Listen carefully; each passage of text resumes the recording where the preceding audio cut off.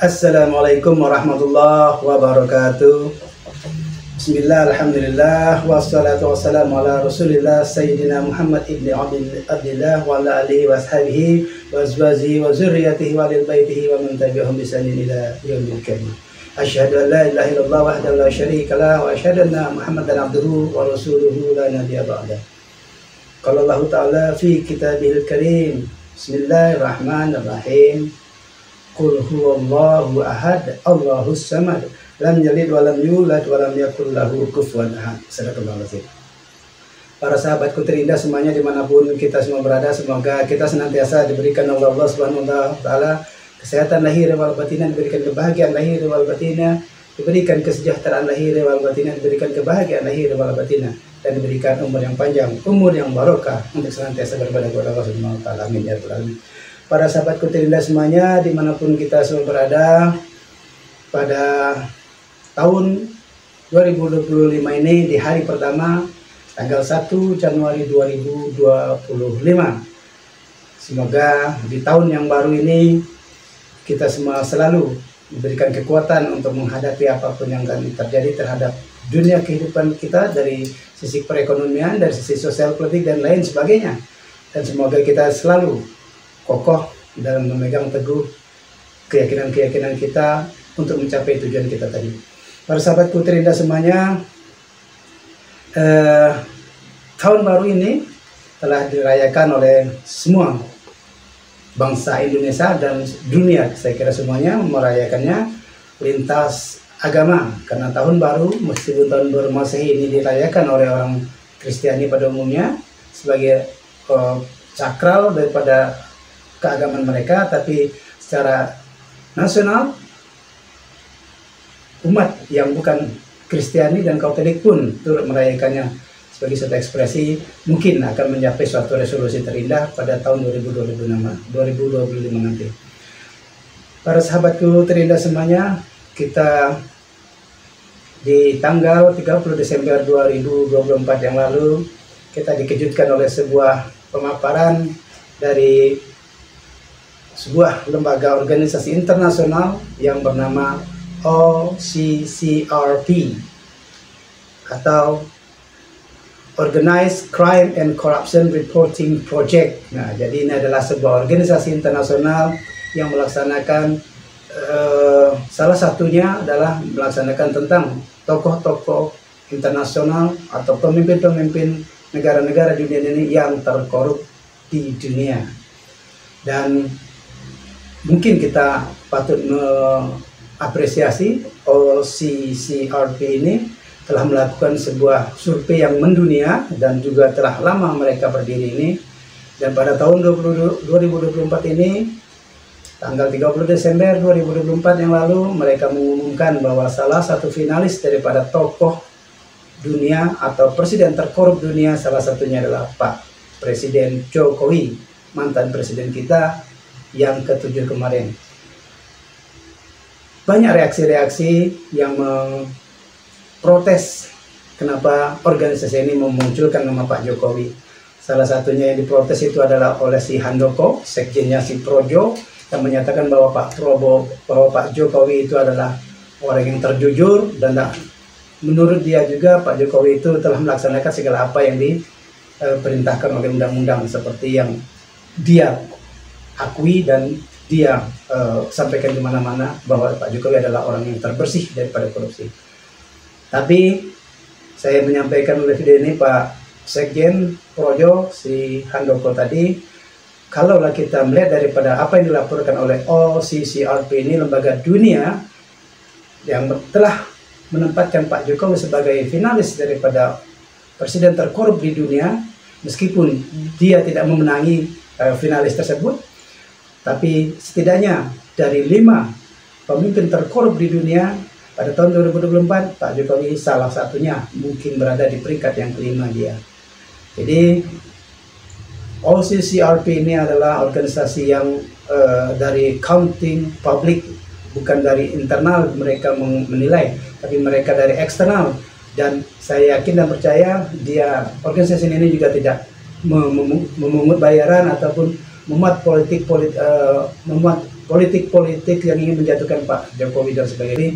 Yang disampaikan adalah sebagai garis hitam, sebagai sejarah kelam bangsa Indonesia selama 2 periode yang lalu atau 10 tahun pemerintah Pak Jokowi.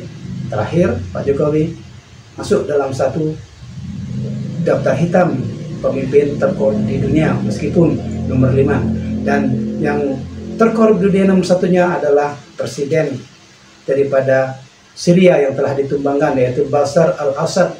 Dia adalah nomor 1 dari pemimpin terkorup di dunia adalah Bashar al-Assad, presiden Syria yang telah ditumbangkan oleh rakyatnya. Terus bagaimana dengan Pak Jokowi yang dinominasikan telah masuk finalis meskipun masuk dalam urutan nomor 5. Pak Jokowi menjadi presiden terkorup di dunia.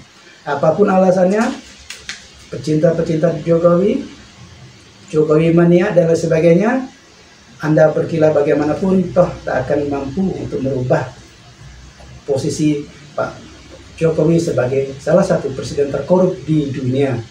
Meskipun semua Jokowi mania, projo dan lain sebagainya mengungkapkan hal-hal yang fundamental menurut mereka, Pak Jokowi tidak pernah korupsi dan sebagainya, tapi kenyataannya adalah tercatat sebagai di dalam sejarah dunia Pak Jokowi sebagai salah satu presiden terkorup. Dan tidak ada motif politik daripada memunculkan nama Jokowi sebagai salah satu presiden terkorup di dunia akhir-akhir ini, menempati 2024 ini terkorup. Dan apa dampak positifnya bagi para netizen atau warga Indonesia setelah kita mengetahui secara bersama bahwa masuklah nama Pak Jokowi sebagai salah satu presiden terkorup. Mungkin kita lihat ada sejumlah kasus-kasus yang didaftarkan kepada pengadilan dan sebagainya, tetapi tidak pernah diproses terhadap dugaan korupsi keluarga Pak Presiden Jokowi dan anak-anaknya. Itu sudah banyak laporan yang masuk tapi tidak pernah ditindaklanjuti. Dan kenapa masyarakat mengadakan laporan-laporan ini? Karena memang terindikasi, karena memang belum diputuskan secara undang-undang, maka masih dinyatakan terduga. Kita lihat ada dosen UNJ yang melaporkan si Ubaidillah tadi bahwa anak Pak Jokowi terindikasi korupsi dan sebagainya, termasuk pencucian uang dan lain sebagainya, termasuk si Bobi dan lain sebagainya, yang sampai saat ini laporan itu tidak pernah ditindaklanjuti oleh pihak yang harusnya menindaklanjuti kasus ini. Tapi dengan adanya laporan dari luar negeri yang organisasi dunia ini cukup terkenal dari bidang ini, seharusnya bisa ditindaklanjuti. Sekarang apa yang harus dikhawatirkan, bahkan ketika dia berkuasa pun seharusnya ketika keluarganya terindikasi korupsi harus segeranya dilakukan penyidikan dan tindakan lebih lanjutnya. Jadi peluangnya bagi warga Indonesia, khususnya menginginkan Indonesia ini bersih daripada korupsi dan kolusi serta nepotisme, setiap laporan dari warga negara yang telah disampaikan ini seharusnya segera ditindaklanjuti. Orang dari luar sudah mengetahui dan setelah dideklar mantan presiden kita yang ke-7 Pak Jokowi masuk dalam nominasi presiden terkorup di dunia. Masuklah para penyari keadilan ini untuk melaporkan semua kegiatan-kegiatan yang terindikasi penyalahgunaan kekuasaan, penyalahgunaan keuangan negara dan sebagainya. Dan kita sebagai rakyat biasa juga ingin menyaksikan bahwa undang-undang yang mengenai korupsi ini betul-betul ditegakkan oleh para penegak hukumnya. Pintu masuk sudah banyak, laporan-laporan sudah banyak, hanya tinggal ditindaklanjuti. Apa yang ditakutkan lagi? Masyarakat Indonesia sebagian besar mendukung tindakan ini untuk mengusut keluarga Jokowi yang terindikasi korupsi ini. Jangan dibiarkan saja, karena ini merupakan pintu masuk, bukan cuma yang pertama, sebenarnya banyak pintu-pintu masuk yang lainnya. Kalau penegak hukum memang benar-benar mau mengadilinya, mau menindaklanjutinya setiap laporan dari rakyat itu tadi. Dan para Jokowi mania, khususnya para pencinta pada organisasi sukarelawan Projo ini, harusnya kalian juga menintrospeksi diri Anda. Ya walaupun kamu lihat secara personal Pak Jokowi itu seperti itulah kondisinya, seperti orang susah, seperti orang miskin, dan seperti apa adanya, tapi kita semua rakyat merasakan apa yang dia inginkan itu terlalu luar biasa, terlalu ingin menguasai Indonesia, terlalu besar, menempatkan anak-anaknya dan sebagainya, dan tak mungkin tidak ada kuasa uang di sana dilaksanakan. Dan saya tidak menganjurkan bahwa Pak Jokowi itu harus segera dipenjarakan saja, tapi tetap harus mengikuti proses daripada pengadilan, telusuri atau tindak lanjuti semua laporan-laporan daripada masyarakat mengenai keluarga beliau yang terindikasi korupsi, money laundering, dan penyalahgunaan kekuasaan lainnya untuk memperkokoh daripada keserakan kekuasaan daripada Pak Jokowi dan keluarganya ini. Dan Pak Prabowo sebagai Presiden Republik Indonesia tahun 2025 mungkin akan menjadi suatu tahun yang sangat berat bagi kita semua, terutama pada tahap perekonomian. Ada banyak janji-janji Anda yang telah diucapkan, yang telah ditunggu oleh rakyat juga akan direalisasikan, tapi ada juga janji-janji Anda Pak Presiden Jokowi yang rakyat tidak ingin janji itu direalisasikan, yaitu berupa peningkatan pajak dan lain sebagainya yang terkesan membebani rakyat. Tetapi songsonglah tahun 2025 ini yang sangat miris secara ekonomis, mungkin semoga tidak terjadi. Di tangan Pak Prabowo kami mengandalkan jalan dan berkembangnya dan bertumbuhnya perekonomian Indonesia ke depannya. Janji harus ditepati. Sekarang ada pintu masuk untuk memberantas korupsi, dan OCCRP, Organisasi Dunia, telah menyatakan salah satu koruptor sudah terindikasi. Bagaimana Pak Prabowo, apakah Bapak bisa tegak seperti penegak hukum yang benar-benar adil dan benar-benar profesional? Anda tak perlu mengejar korupsi sampai ke Antartika. Pendahulu dari Anda, yaitu Pak Presiden Jokowi, terindikasi korupsi. Karena untuk menindaklanjuti ini tentu kekuasaan Pak Prabowo terhadap wewenang-wewenangnya untuk memberantas korupsi akan kami tunggu realisasinya. Kami yakin Pak Prabowo bisa untuk melakukan ini. Saya kira tidak ada istilah politik balas budi dengan para koruptor. Bapak sudah menggembor-gemborkan juga bahwa putusan hakim yang menuntut hanya 6,5 tahun terhadap si koruptor itu sangat tidak berimbang dengan orang yang maling ayam untuk kebutuhan hari-harinya. Dan saat ini koruptor itu telah masuk dalam daftar internasional, dan Anda juga sudah tahu.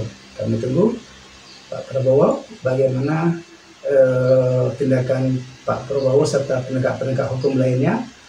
Saya yakin penegak hukum itu akan mengikuti perintah Anda jika Anda memang benar-benar tegas, tidak dibawa kendali Pak Mudiono dan tentakel-tentakel ekonominya yang notabene adalah para oligarki yang telah dibina atau yang telah membina Pak Jokowi. 2025 di hari pertama, hari ini Rabu 1 Januari 2025, sebuah kasus besar sudah ada di depan mata, pemberantasan korupsi. Tak perlu mengejar koruptor sampai ke Antartika, tak perlu repot-repot kita mengerahkan Interpol dan sebagainya untuk mengejar korupsi. Itu salah satunya sudah ada di depan mata Anda, di depan mata kita semua, dan rakyat bisa juga menyaksikan tentakel-tentakel dugaan-dugaan korupsi yang dilakukan, meskipun bukan hanya dengan Pak Jokowi saja tetapi dengan para keluarganya. Ini perlu ditindaklanjuti agar tidak menjadi beban psikologis bagi Indonesia secara umumnya. Bahwa kenapa menjadi beban psikologis? Karena sudah nampak koruptor ada, tapi Pak Prabowo yang dulu katanya macan Asia ternyata belum bisa melaksanakannya sebagai macan Asia, karena yang dihadapinya adalah tidak tahu, mungkin lebih daripada macan di Indonesia ini. Semoga penegakan hukum khususnya terhadap korupsi, kolusi dan nepotisme benar-benar ditegakkan. Di belakang Pak Prabowo adalah rakyat Indonesia, meskipun hanya 58, sekian persen mendukung Pak Prabowo dan pemilihan itu, tetapi Anda sekarang adalah milik bangsa Indonesia untuk menyongsong kesejahteraan bersama. Anda rela timbul tenggelam bersama rakyat, Anda rela mengorbankan jiwa raja, Anda rela mengorbankan jiwa raga demi kesejahteraan rakyat dan kecerdasan bangsa Indonesia ke depannya. Dan kami doakan Pak Prabowo tetap sehat selalu, tindaklah koruptor yang telah ada di depan mata Anda. Kami sebagai rakyat menunggu ketegasan Anda. Billahi taufiq wal hidayah. Assalamualaikum warahmatullahi wabarakatuh. Thank you for watching.